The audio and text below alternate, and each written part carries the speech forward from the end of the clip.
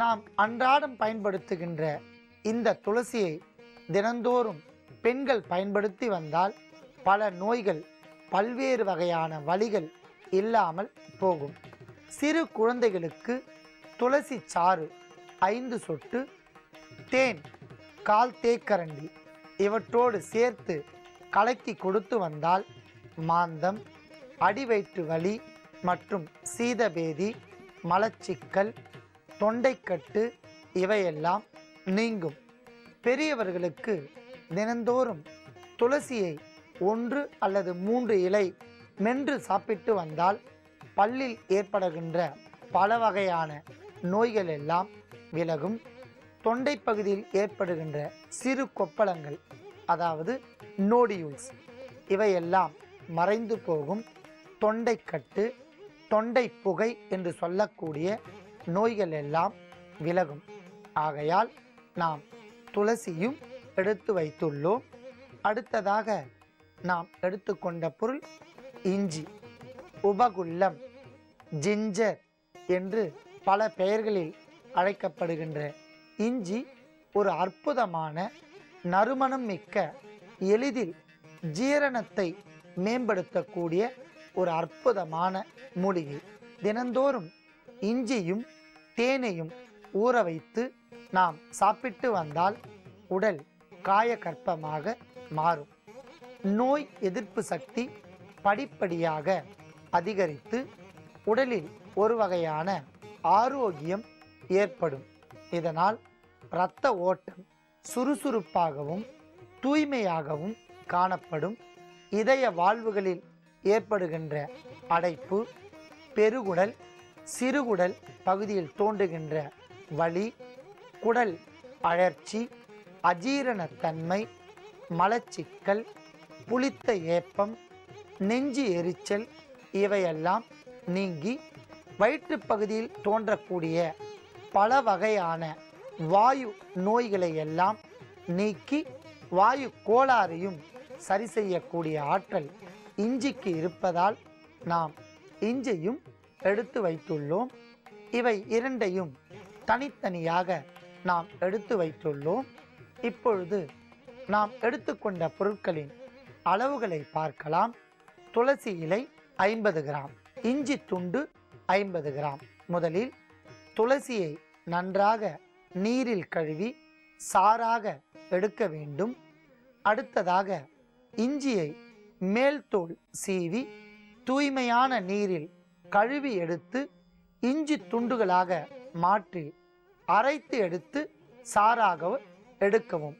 இப்பொழுது 50 மில்லி இஞ்சி சாறு, 50 மில்லி துளசி இலைச்சாறும் தனித்தனியாக நாம் எடுத்து வைத்துள்ளோம். பல்வேறு வகையான வாயு கோளாறை நீக்குவதற்காக மருத்துவத்தை செய்ய போகின்றோம். அதற்காக முதலில் 5 தேக்கரண்டி இஞ்சி சாறு,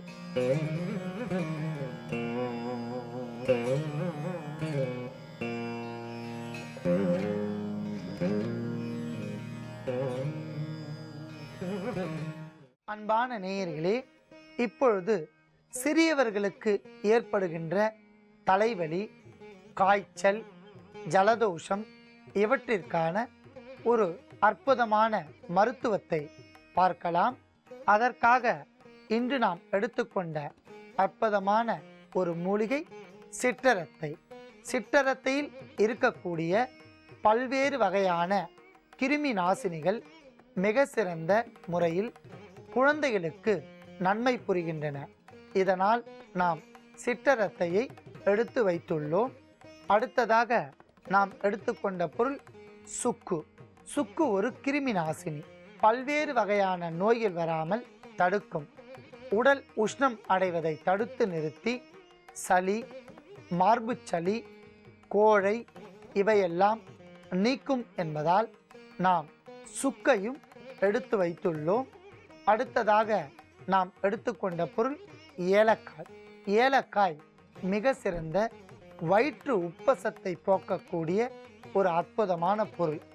எளிமையான முறையில் ஜீரணத்தை மேம்படுத்தும் என்பதால் நாம் ஏலக்காயும் எடுத்து வைத்துள்ளோம். அடுத்ததாக நாம் எடுத்துக்கொண்ட பொருள் திப்பிலி. திப்பிலி ஒரு வேர் அறுக்கக்கூடிய அற்புதமான ஒரு பொருள். பல நோய்களை வேரோடு அறுத்து எறிந்து நோய் வராமல் நோய் எதிர்ப்பு சக்தியை அதிகரிக்கும் என்பதால் நாம் திப்பிலியும் எடுத்து வைத்துள்ளோம். அடுத்ததாக நாம் எடுத்துக்கொண்ட பொருள் பனங்கற்கண்டு. பனங்கற்கண்டு அதீத இனிப்பு சுவையுடன் கூடிய வைட்டமின் ஈச்சத்து நிரம்பிய ஒரு அற்புதமான ஒரு பொருள். நோய் எதிர்ப்பு சக்தியை அதிகரிக்கும், நோய் வராமல் பாதுகாக்கும் என்பதால் நாம் பனங்கற்கண்டையும் எடுத்து வைத்துள்ளோம். அடுத்ததாக நாம் எடுத்துக்கொண்ட பொருள் நாட்டு பசும்பால். நாட்டு பசும்பால் பல்வேறு வகைகளில் புரதச்சத்து, கால்சிய சத்து கொண்டதாலும் நோய் எதிர்ப்பு ஆற்றலை அதிகரிக்கும் என்பதனாலும் பல்வேறு வகையான நோய்கள் வராமல் பாதுகாக்கும் என்பதால் நாம் நாட்டு பசும்பாலையும் எடுத்து வைத்துள்ளோம். நாம் எடுத்துக்கொண்ட பொருட்களின் அளவுகளை பார்க்கலாம். சிற்றரத்தை 10 கிராம், சுக்கு 5 கிராம், திப்பிலி 5 கிராம், ஏலக்காய் 5 கிராம், பனங்கற்கண்டு தேவையான அளவிற்கு, நாட்டு பசும்பால் தேவையான அளவிற்கு. இப்பொழுது நாட்டு பசும்பாலை தவிர்த்து மற்ற பொருட்களை அளவுகளின்படி பொன்னிறமாக வறுத்து எடுக்க வேண்டும். முதலில் சிற்றரத்தையை பொன்னிறமாக வறுத்து எடுக்கவும்.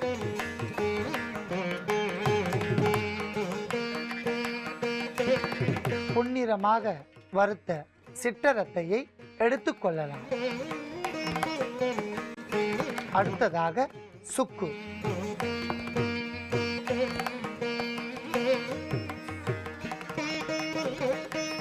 நன்றாக வறுத்த சுக்கு துண்டை சிற்றரத்தையோடு சேர்க்கவும். அடுத்ததாக ஏலக்காய்.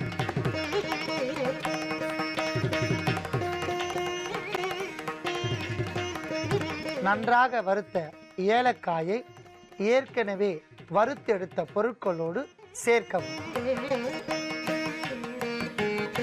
அடுத்ததாக திப்பிலி.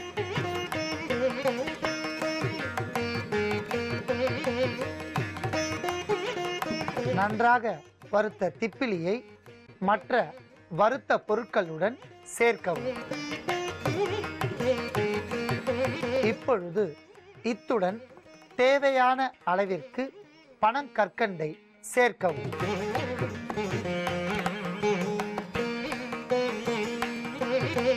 அத்தனை பொருட்களையும் ஒன்றாக சேர்த்து அரைத்து பொடியாக எடுத்துக்கொள்ளவும். இப்பொழுது இந்த பொடியை நாம் எவ்வாறு பயன்படுத்த வேண்டும் என்பதை பார்க்கலாம். முதலில் 100 மில்லி நீரை நாம் நன்றாக காய்ச்ச வேண்டும்.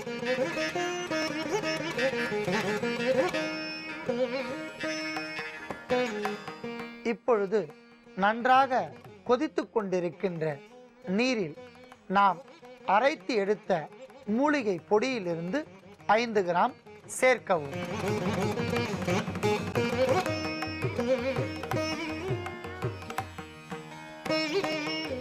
இத்துடன் நாட்டு பசும்பால் 5 தேக்கரண்டி.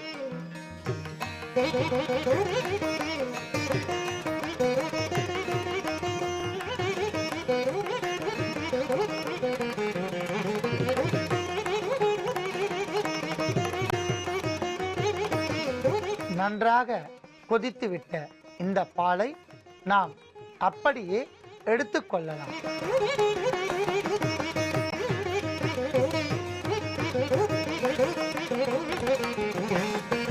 அற்புதமான சுவையும் அதீத மருத்துவ குணமும் நிரம்பிய இந்த பாலை சிறியவர்களுக்கு கடுமையான சளி, இருமல் மற்றும் ஜலதோஷம் என்கிற நோய் இருந்தால்